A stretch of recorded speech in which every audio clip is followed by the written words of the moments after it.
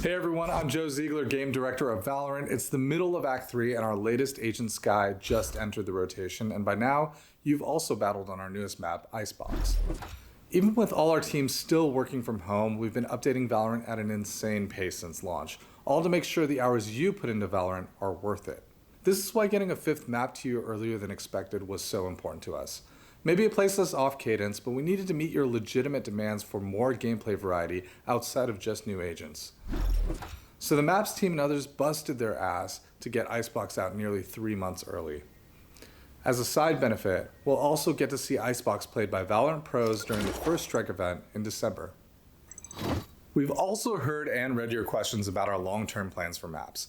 I know we've previously said that we release a new map at the start of every episode, so you probably want to know what happens now that Icebox cut the line.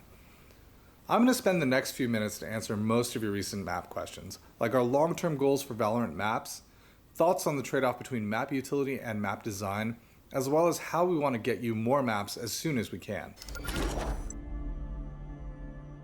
I think everyone's biggest request has been, how do we get more maps? So I'm just going to start there and work backward.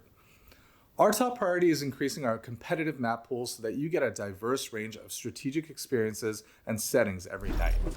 4 maps is definitely not enough, and with 5 we're on our way, but I still don't think that's ideal. I'd say we need at least a couple more before we can feel comfortable with our map diversity relative to the needs of both competitive and casual play. We've also heard requests for opening up community maps or modding to trial by fire some new map experiences into Valorant. Believe me when I tell you we understand the incredible value of community-made maps. Many of our designers, artists, and engineers were recruited from that modding community. This is a discussion we have all the time. It's one Sal Garozzo, senior game designer on maps, has been a constant advocate for. But I'll be straight with you. Building a scalable community sharing platform and a set of map-making tools would take us years of development to get off the ground. Not to mention a different team and even more time spent supporting it in the long term. When we weighed that against other content we could make, with the team we already have, the choice was pretty clear to focus on content. We want each new map we introduce to be fully supported and integrated within the Valorant ecosystem.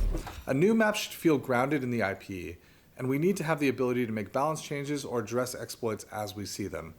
Fine-tuning a map for competitive play is a long, complicated process. This is why we're investing all of our resources into what we know we can do, making maps. So let's talk about these new maps. What are our long-term goals? Our first goal is to make sure each map brings meaningful new changes that ask you to think about how you approach the space. Our 4 original maps were designed to introduce you to the complexities of Valorant, especially with so much unique agent utility to play against. Moving forward, I hope you can see how we'll continue challenging the basic concepts of map design in order to promote more diverse strategic play. With Icebox, for example, we have a map that places more emphasis on close skirmishes that demand sharper aim and quicker decision-making to win. From a configuration standpoint, the map is also more complex and interconnected than our previous maps.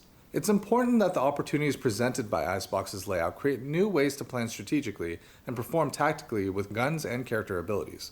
I'd love to talk more about our design philosophy for Icebox, but I don't want this to getting too long. If you do want to hear more about how we designed Icebox though, leave a comment and let me know.